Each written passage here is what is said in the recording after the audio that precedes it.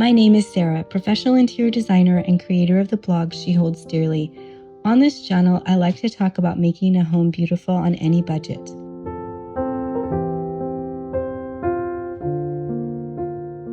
Well, welcome back, everyone. We are continuing on a topic that I love to talk about. It's very near and dear to my heart. That is the topic of thrifted containers and how to use them within our spaces. So last week we talked about using tins and crates and crocks and glass jars in your kitchen. I want to expand this week and go a little bit farther into the bathrooms. Let's look at my craft room. Let's look at the living room, sort of family room space, and focus in on the actual containers and how they were used. And here's another fun thing that I want you to be thinking about as you're watching.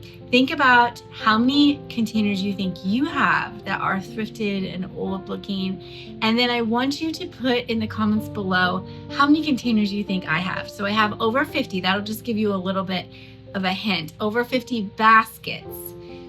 But this is not baskets. We're not counting that. This is everything else.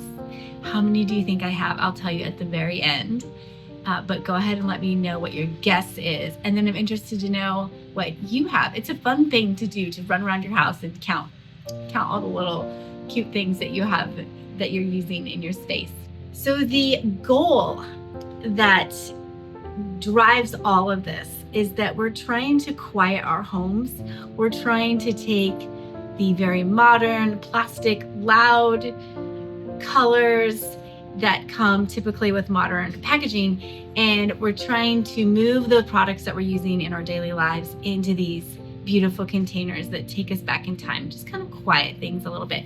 And what's so wonderful is that once you do that, you now have a gorgeous decoration as well. So anytime you can double function and beauty, you are winning. So let's go ahead and explore some more of this house.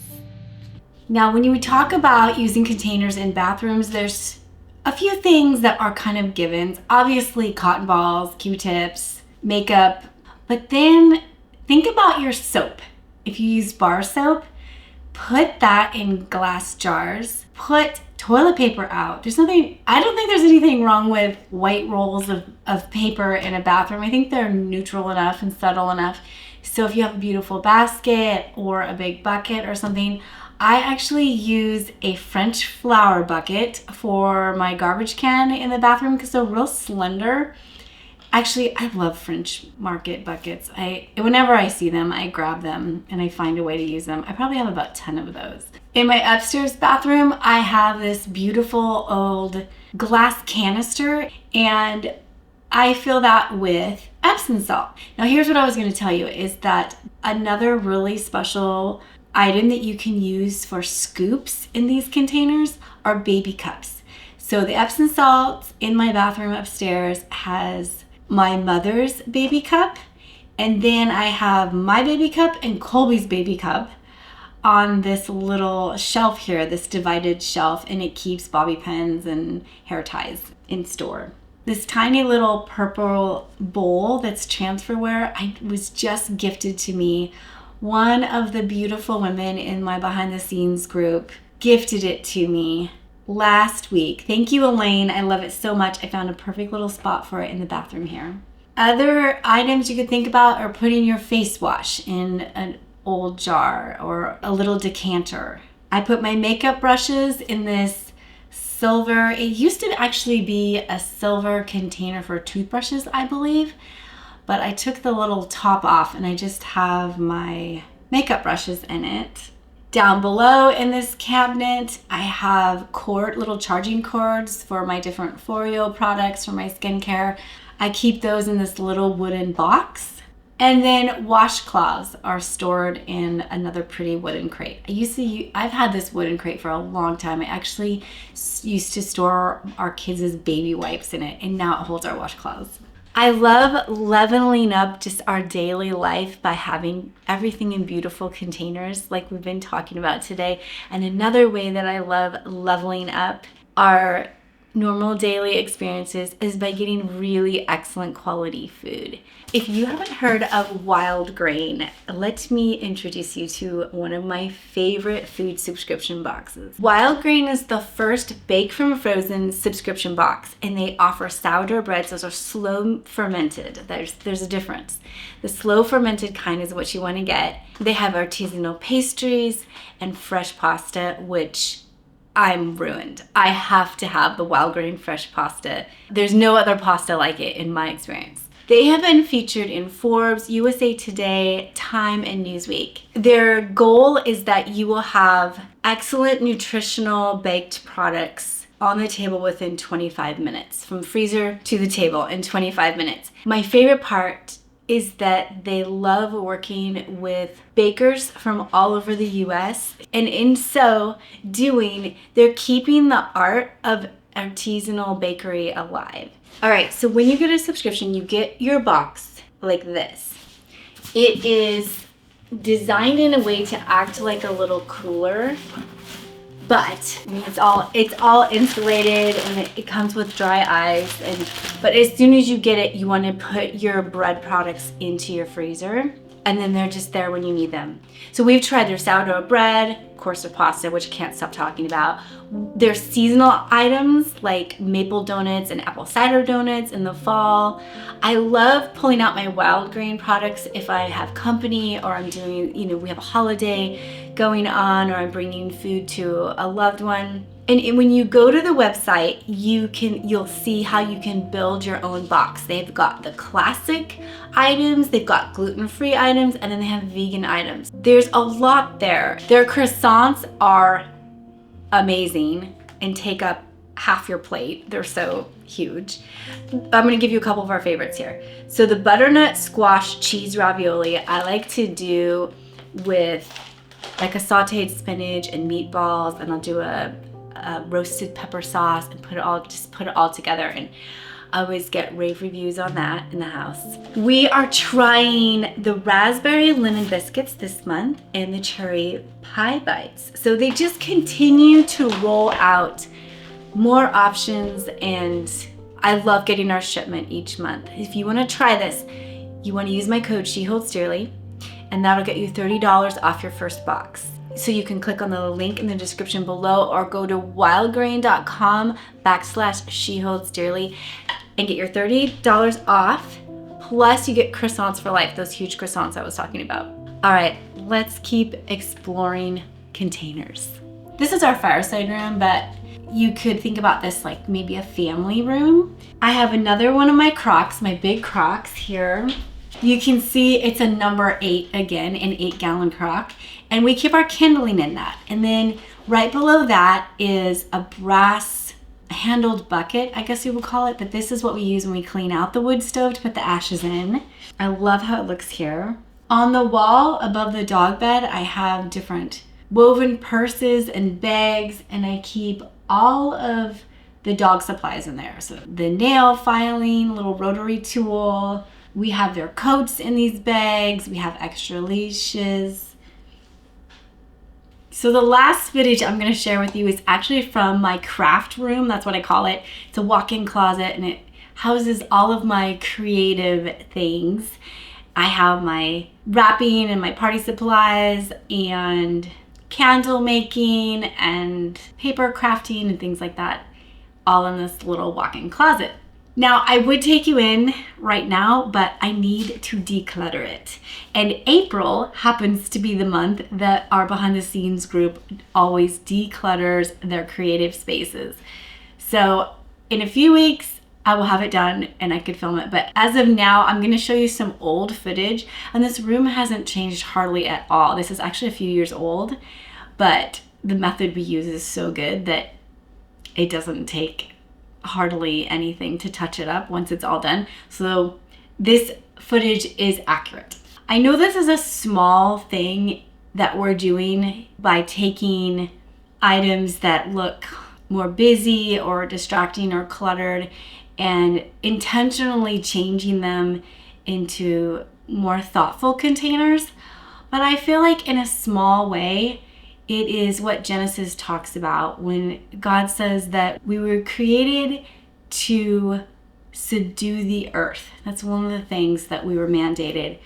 And to subdue the earth means to take the wilderness and turn it into a garden. And that's what we're doing. We're doing that all day long in a lot of different ways.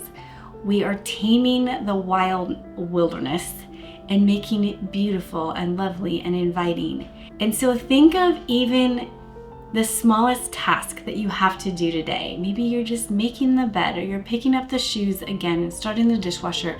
And think about how holy those tasks can be, because we are walking out our calling to subdue the earth, changing the wilderness into a garden.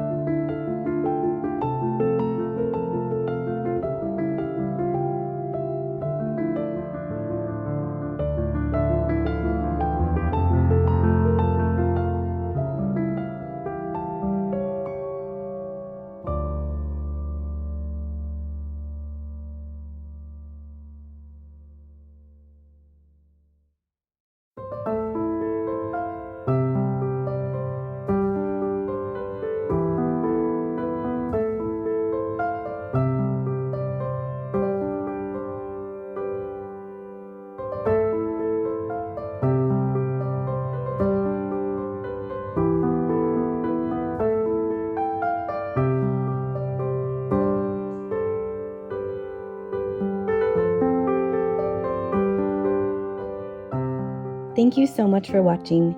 If you would like more resources, I help women connect and learn more about God in my behind the scenes group and bespoke design retreats. I also help women expand their talents with my Elite Decorating Academy and seasonal decor boxes. I will leave the links to these resources in the description box below.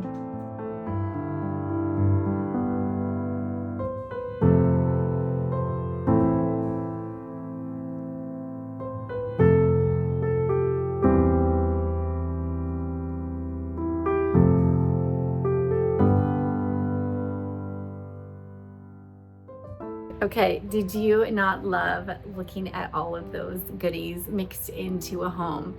I love that you can take items that were $1 to $5 and just work them into a home and make that home look so much more timeless and beautiful.